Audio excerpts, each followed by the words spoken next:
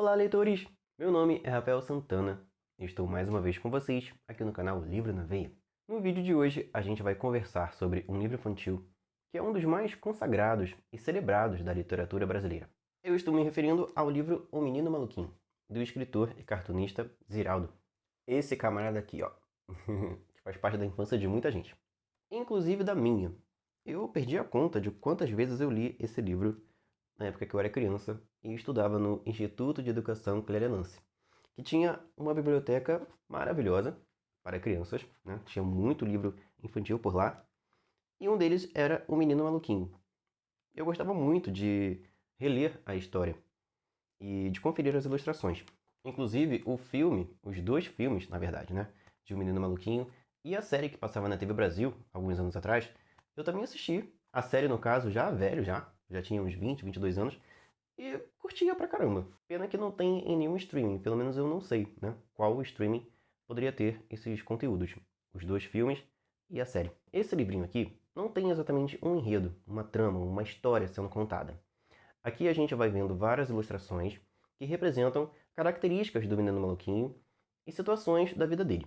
Esse personagem icônico aqui é uma representação de como é a infância, de como são as crianças, principalmente crianças travessas e com muita imaginação. O livro diz várias características, né? Vários elementos que descrevem o personagem Menino Maluquinho.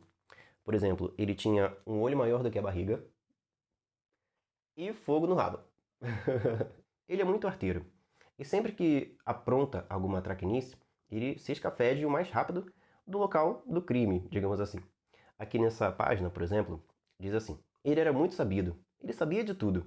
A única coisa que ele não sabia era como ficar quieto. Seu canto, seu riso, seu som nunca estavam onde ele estava. Se quebrava um vaso aqui, logo já estava lá. Ou seja, era bem acelerado, né, para escapar de uma encrenca. Ao longo das páginas vem várias ilustrações super bacanas e diversos exemplos das características do menino maluquinho. Além de ser um menino muito agitado, muito imaginativo, que está sempre, né, em movimento, nunca está quieto, ele também era um garoto muito amigável. Ele tinha muitos amigos, né? Era um companheiro de primeira. Em sua casa, a simples presença do menino maluquinho já ligava um alerta aí na cabeça dos adultos que moravam com ele. Porque se ele estiver por perto, silêncio, paz, tranquilidade não haverá na casa. Mas isso não é exatamente algo ruim. Ele não é um garoto que apronta travessuras, maldades. Na verdade, ele só está o tempo todo fazendo alguma coisa. E por ter sempre uma ideia mirabolante na cabeça, pode em alguns momentos incomodar, mas ele é só uma criança. E criança saudável, criança feliz, sempre está inventando alguma ideia, né? Essa parte aqui eu acho muito engraçada, que ele não teve um boletim muito bonito para apresentar aos pais e aos avós e à babá quando o ano chegou ao fim, né? E aí ele chegou em casa dizendo que havia trazido uma bomba. E todo mundo fica preocupado, né? Porque ele é tão arteiro que não seria difícil ele realmente arrumar uma bomba, né? Só que a bomba, na verdade, era o boletim. Só que ele é esperto, ele tirou 0 em várias matérias, e aí ele simplesmente colocou o número 1 ao lado delas. E um 0 virou 10. Ele não tem medo do escuro, porque o fantasma da casa é ele próprio. Ele gosta de se vestir de fantasma para assustar os pais. E não importam as circunstâncias. Se algo não está favorável, lá vai o menino maluquinho criar uma alternativa. Se tiver chuva, ele inventa um sol para poder alegrar o dia. Se tiver frio, ele procura um colinho para poder se aquecer. E se por acaso ele se sente sozinho, vazio, ele se dá um alto abraço para a situação ficar melhor, né? E outra coisa também é que ele é muito tagarela. E um exímio conquistador, porque o menino maluquinho tem 10 namoradas diferentes. E todas elas são muito apaixonadas por ele, porque ele é um garoto muito simpático, né? Muito agradável. Ele desenha corações em árvores. Ele faz flores no caderno das suas, né, admiradoras. E adora levar laranjas, maçãs, pagar sorvetes e dar beijinhos em suas amadas. Entre elas, a Julieta. De tanto aprontar, é claro que ele se machuca de vez em quando, né?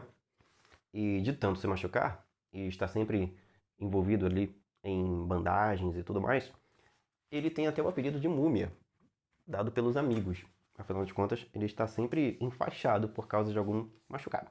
E como toda criança, o menino maluquinho também fica triste de vez em quando. principalmente quando os seus pais se divorciam. Tem um trecho aqui do livro que eu acho bem emocionante, que são essas páginas aqui, ó, que diz assim: "E o menino maluquinho era um menino tão querido, era um menino tão amado, que quando deu de acontecer de o pai ir para um lado e a mãe ir para outro, ele achou de inventar, pois tinha aprendido a criar, a teoria dos lados. Todo lado tem seu lado.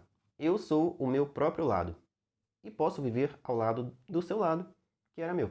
Tem características e elementos aqui do menino maluquinho que são citados nas páginas que estão presentes em todas as crianças. E uma coisa que ele gosta bastante de fazer é jogar futebol com seus amigos. E ele é um goleiro de primeira, hein? Aqui é ele capturando a bola. Às vezes de forma bem desastrada, né? Eu não vou mostrar mais nada do livro para vocês, porque senão vou acabar mostrando o livro inteiro aqui. E o que eu posso dizer é que essa historinha é muito bacana, vale muito a pena ser lida para a garotada. Se por acaso esse livrinho estiver na biblioteca da escola onde seus filhos, seus netos, seus sobrinhos, não sei qual é a criança da sua vida, se tiver esse livrinho lá, peça para ela pegar emprestada a edição desse livrinho e leia com ela. É uma leitura muito bacana para se fazer em companhia, né? Pais e filhos, irmãos mais velhos com irmãos mais novos, avós e avós com netos. Eu só farei uma ressalva aqui, tá? Mas não é sobre a história em si, e sim sobre um ligeiro descuido, né? Que a editora Melhoramentos, que é a editora que publica O Menino Maluquinho aqui no Brasil, está tomando, no meu ponto de vista, tá? Aqui fica uma dica, né? Para os editores desse livro. Tem aqui, nessa página aqui, ó, nessa minha edição, é a página 42. Se você tiver um exemplar de O Menino Maluquinho aí na sua casa, dê uma olhada aí para ver se também é a página 42 ou não. Mas é essa página aqui, ó, que diz assim: se fazia frio, ele tinha uma transa quentinha para se aquecer. E aí tem a ilustração dele deitado num colo, ou da mãe ou da babá.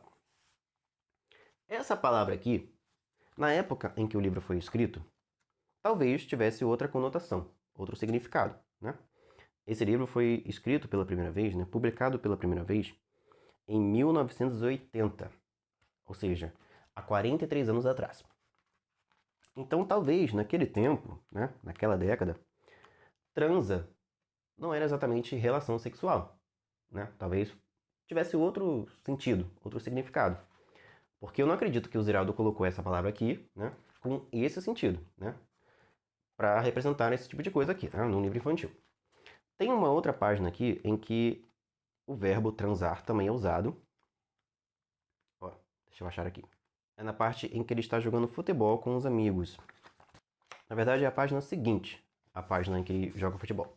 E aí diz assim: o menino maluquinho pegava todas, no caso todas as bolas, né, durante o jogo. Mas teve uma coisa que ele não pôde pegar. Não deu para ele segurar, embora ele soubesse transá-la como um milagre.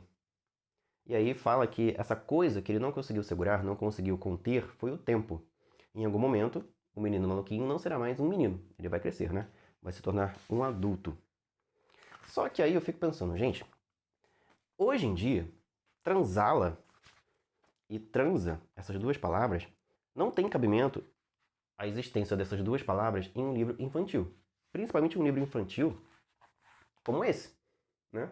Que tem em toda a biblioteca pública desse país, né? O livro infantil mais famoso de um autor brasileiro. O Menino Maluquinho vendeu mais de 3 milhões de exemplares. Aqui na ficha catalográfica diz que essa daqui, da minha edição, é a 42ª impressão. Um livro chegar nessa quantidade de impressões, ele é um fenômeno. É uma obra que vai durar para sempre, né? Então, assim, quando foi a última vez que os editores, né, revisaram esse livro? Quando que eles mexeram no texto pela última vez? Porque, tipo, hoje em dia, há uma polêmica, por exemplo, com os livros do Monteiro Lobato, de que eles contêm frases e palavras e diálogos com conotação racista. E realmente contém. Eu já dei uma olhada em alguns e realmente tem, né, algumas maneiras de tratamento, principalmente da personagem Emília com a Anastácia, em que ela é bem rude e traz palavras, né, com conotação racista. E, no meu ponto de vista, e creio eu que já está acontecendo, esses trechos estão sendo modificados, estão sendo alterados, para que esse tipo de coisa não seja perpetuado. Então por que que ninguém mexeu aqui nessas duas palavras? É tão simples. Aqui na cena em que, na página, né, na verdade, em que ele está no colo, ou da mãe ou da babá, e diz que ele, né, se fazia frio, ele tinha uma transa quentinha para se aquecer, é muito simples, é só trocar. Ele tinha um colo quentinho para se aquecer, porque, né, ele está no colo, ou da mãe ou da babá.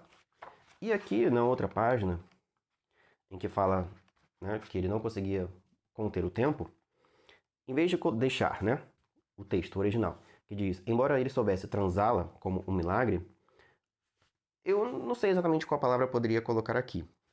Mas é só perguntar para o Ziraldo, a editora tem contato direto com ele, ou com algum representante dele, e perguntar a ele, naquela época que você usou essa palavra aqui, né, qual foi o sentido que você quis usar aqui com essa palavra? Que hoje poderia ser substituída por uma outra palavra que tivesse o mesmo sentido, né? Porque não tem cabimento, gente. Eu não quero ser puritano, não me entendam mal, mas se tratando de um conteúdo infantil, tem que ter um certo zelo, um certo cuidado, principalmente com essas coisas que, né, uma criança vai ler isso daqui, ela não vai ter malícia, ela não vai saber. Tanto que naquela época que eu era criança, eu li isso daqui e eu não fazia ideia. Agora com essa releitura que eu pensei assim, gente, isso já estava aqui naquela época? Provavelmente, né? Naquela época, talvez fizesse sentido ter essas palavras aqui, não haveria problema.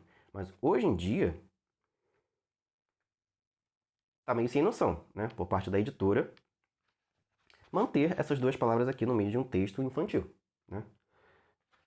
Que podem ser substituídas por outras palavras que não vão causar um duplo sentido, que não vão causar um constrangimento. Um pai e uma mãe lendo um livro desses para uma criança,